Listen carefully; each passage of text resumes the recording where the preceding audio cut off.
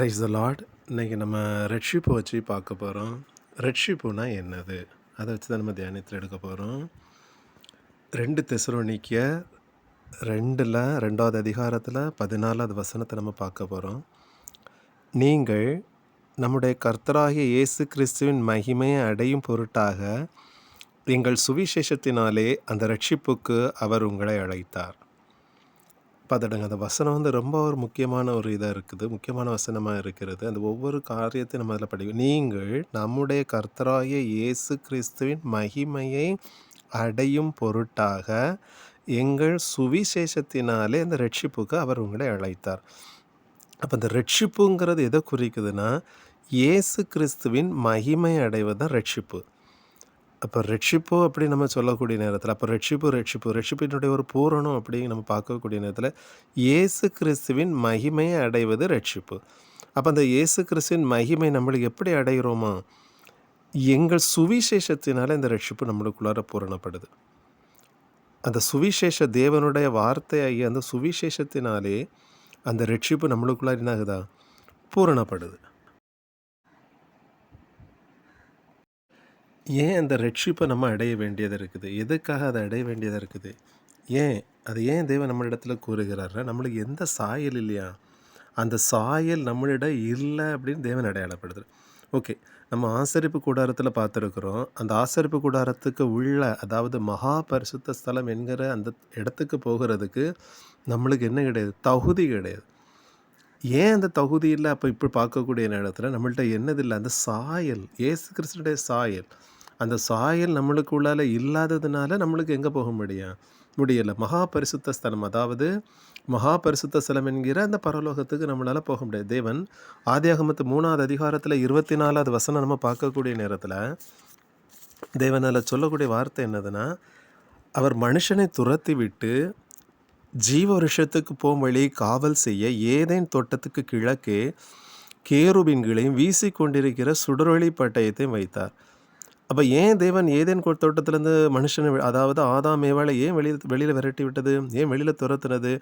அவங்க எதை இழந்துட்டாங்க, தேவ சாயலாக மனுஷன் உருவாக்கப்பட்டான். அதாவது அந்த சர்ப்பத்துக்கு வார்த்தைக்கு கீழ்ப்படிந்ததுனால அவங்க எந்த தன்மை இழந்துட்டாங்கன்னா, தேவ சாயலை இழந்துட்டாங்க. அதனால் எங்கே வந்துட்டாங்க, ஏதேன் தோட்டத்திலேருந்து வெளியில் துரத்திடப்பட்டார்.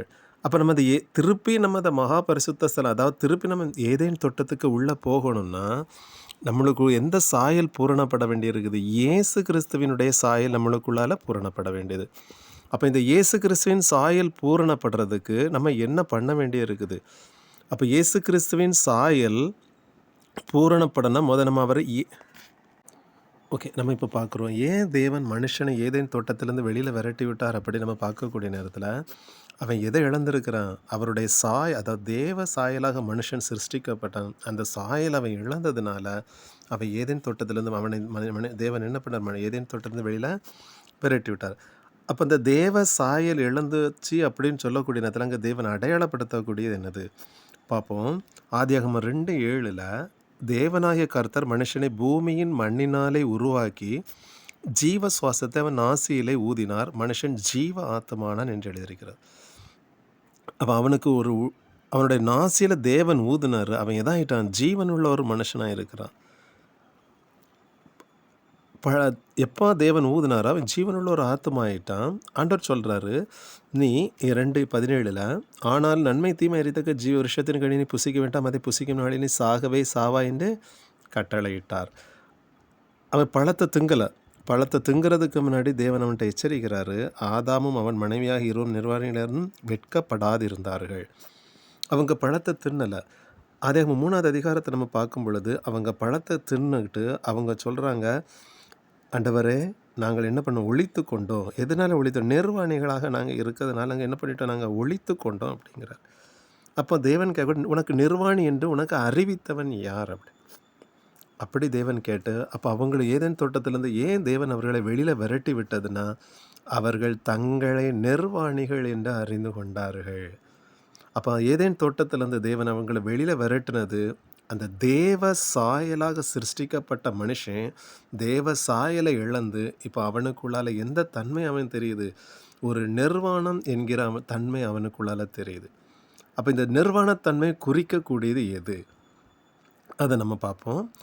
நிர்வாணத்தன்மை குறிக்கக்கூடியது எது? 2 கொரிந்தியர் 5வது அதிகாரத்தில் 3வது வசனம் சொல்லுது, தரித்து கொண்டவர்களானால் நிர்வாணிகளாக காணப்பட மாட்டோம். அப்போ தேவன் சொல்ல, அப்போ ஏதேன் தோட்டத்தில் தேவன் அவங்க வெளியில் விரட்டி விட்டது காரணம் அவங்க நிர்வாணிகளாக இருந்தாங்க, அவங்களுக்கு தெரிந்தது. இப்போ தேவன் திருப்பி சொல்லுது, தரித்து கொண்டவர்களானால் நிர்வாணிகளாக நம்ம என்ன பண்ண மாட்டோமா?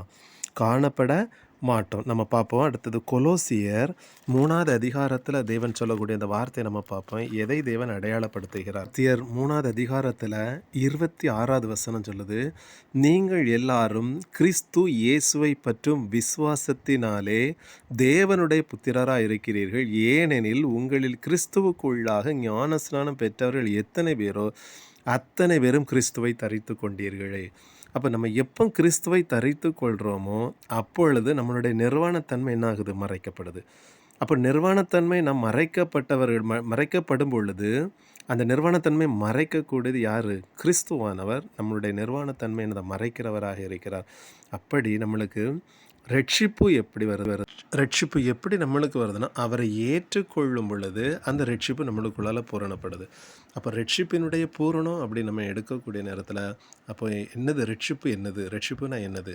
அதை பார்க்கக்கூடிய நேரத்தில் இயேசு கிறிஸ்துவின் 2 தெசலோனிக்கர் 2:14 இயேசு கிறிஸ்துவின் மகிமையை அடைவது தான் ரட்சிப்பு. அப்போ ஏதேன் தோட்டத்தில் ஏன் தேவன் நம்மளை வெளியில் விரட்டியது? காரணம் நம்ம எதை இழந்துட்டோமா? அந்த சாயலை இழந்துட்டோம். தேவ சாயலை இழந்துட்டோம். தேவ சாயலை இழந்திருக்கிறோம் அப்படின்னா நிர்வாணம் என்கிற தன்மையில் இருக்கிறேன்.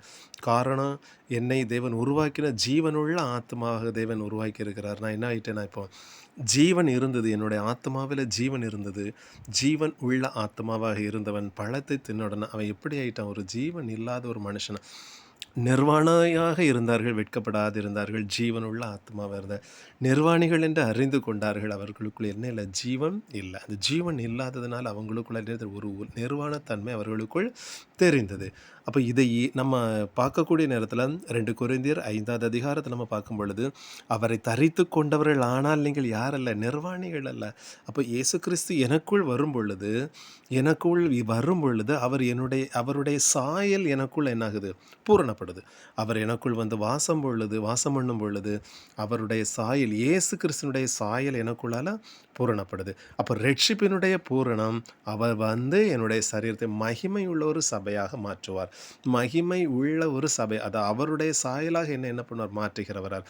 அப்படி நான் மாற்றும் பொழுது, நான் ஆசரிப்பு கூடாரத்தில் நம்ம பார்க்கும் பொழுது மகா பரிசுத்த ஸ்தலத்தில் அதாவது மகா பரிசுத்த ஸ்தலம் என்கிற அந்த பரலோகத்திற்கு நான் போகலாம். அப்போ ஏதேன் தோட்டத்துக்கு நான் திருப்பி போக வேண்டியதாக இருக்குதுக்கு, அதாவது பரலோகம் என்கிற இடத்துக்கு நான் போகணும்னா எந்த சாயல் எனக்குள்ளால் பூரணப்பட வேண்டியதாக இருக்குதுன்னா, இயேசு கிறிஸ்துவினுடைய சாயல் எனக்குள் பூரணப்படணும். அவருடைய குமாரனுடைய சாயல் எனக்குள்ளே பூரணப்பட வேண்டியது.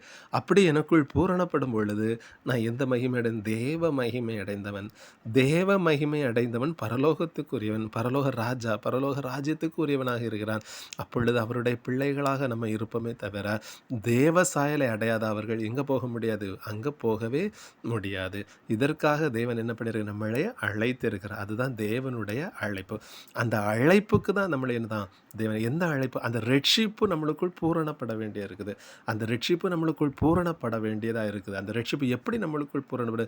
அவர் நம்மளுக்குள் வந்து வாசம் பண்ணி இந்த சரீரத்தை மகிமை உள்ள சபையாக மாற்றுகிறவர் இருக்கிற கொலோசியர் 1வது அதிகாரத்தில் 27வது வசனத்தில் நம்ம பார்க்கும் பொழுது அந்த வசனம் நம்மளுக்கு அடையாளப்படுத்துகிறது. எப்படி?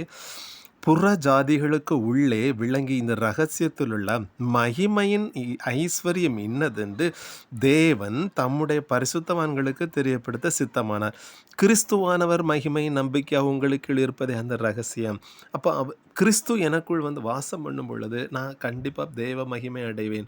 அப்போ எப்பொழுது நான் அந்த ரட்சிப்பு என்கிற அந்த ரட்சிப்பு தேவ மகிமை இயேசு கிறிஸ்துவின் சாயல் எனக்குள்ளால் பூரணப்படும் பொழுது எப்பொழுது எனக்குள் பூரணப்படும்னா, அவர் எனக்குள் வந்து வாசம் பண்ணும் பொழுது, அந்த தகப்பன் எனக்குள் வந்து வாசம் பொழுது, அந்த தேவன் எனக்குள் வந்து வாசம் பொழுது அந்த சரீரம் இதாகுது மகிமை உள்ள சபையாக மாறுகிறது.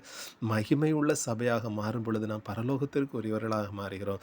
காரணம், தேவன் நம்மளை உயிர்ப்பிக்கும் பொழுது அந்த ஜீவன் நம்மளுக்குள் இருக்கிறதுனால தேவன் என்ன பண்ணார்? நம்மளை உயிர்ப்பித்து அவருடைய ராஜ்யத்துக்கு நம்மளை கூட்டி கொண்டு செல்கிறவராக இருக்கிறார்.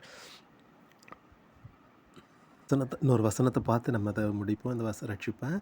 வெளிப்பாடு 12வது அதிகாரத்தில் 14வது வசனத்தை தேவனோட ஸ்திரீயானவள் அந்த பாம்பின் முகத்திற்கு விலகி ஒரு காலமும் காலங்களும் அரைக்காலமாக போஷிக்கப்படத்தக்கதாக வனாந்தரத்தில் உள்ள தன்னுடைய இடத்திற்கு பறந்து போகும்படி பெருங்கழுகின் 2 சிறகுகள் அவளுக்கு கொடுக்கப்பட்டது. அந்த வசனத்தை பார்க்கும் பொழுது அப்போ நம்ம இருக்கிறோம் பூமியில், நம்ம எங்கே போக வேண்டிய வனாந்தரம், அந்த கொல்கொதா மீட்டுக்கு நம்ம போக வேண்டியது. அங்கே யார் தொங்கிட்டு இருக்கிறா? அந்த வனாந்தரத்தில் உள்ள அந்த இடத்துக்கு நம்ம போக வேண்டியது இருக்குது. தேவன் சொல்கிறார், நீங்கள் அங்கே வர வேண்டியதாக இருக்குது. உங்களுக்கு 2 சிறகுகள் தேவைப்படுகிறது. அந்த சிறகுகளை உங்களுக்கு கொடுப்பேன் அப்படிங்கிறார். அந்த சிறகுகளை பரிசுத்தாவி என்கிற 2 சிறகுகள். அந்த சிறகுகளை பெற்று கொண்டாக்கி தான் நம்ம எதை அடைய முடியும்? தேவ மகிமையை அடைய முடியும். இந்த வசனம் நம்மளுக்கு கோடிட்டு அடைகிறது. அப்போ ரட்சிப்பு அப்படி நம்ம பார்க்கக்கூடிய நேரத்தில் 2 தெசலோனிக்கர் 2:14 வசனம் சொல்லுது, இயேசு கிறிஸ்துவின் மகிமையை அடைவது தான் ரட்சிப்பு. அந்த ரட்சிப்பு நம்மளுக்குள்ளால் பூரணப்படுத்துறது எப்படி பூரணம்? அவர் நம்மளுக்குள் வர்றாரு. அதாவது கொலோசியர் 1:20 மகிமையானவர் நம்மளுக்குள்ள வந்து மகிமையாக நம்மளை மாற்றுகிறார். அதுதான் ரட்சிப்பினுடைய பூரணம். அப்போ ரட்சிப்பு அடைய வேண்டியதற்கு ரட்சிப்பை அடைந்தவர்கள் மகிமை அடைந்தவர்கள், மகிமை அடைந்தவர்கள் பரலோகத்திற்கு உரியவர்களாக வாசனம். அப்போ அவர்களுக்கு உள் எது இருக்கும்? ஏதேன் தோட்டத்தில் போன ஜீவன் அவர்களுக்குள் இருக்கும். அந்த ஜீவன் அவர்களை என்ன பண்ணுமா? மகிமை உள்ள ஒரு சபையாக அவர்களை மாற்றி பரலோகத்துக்கு உரியவர்களாக மாற்றும். Glory to God. கர்த்தர் உங்களை ஆசீர்வதிப்பாராக. அல்லேலூயா. ஆமென்.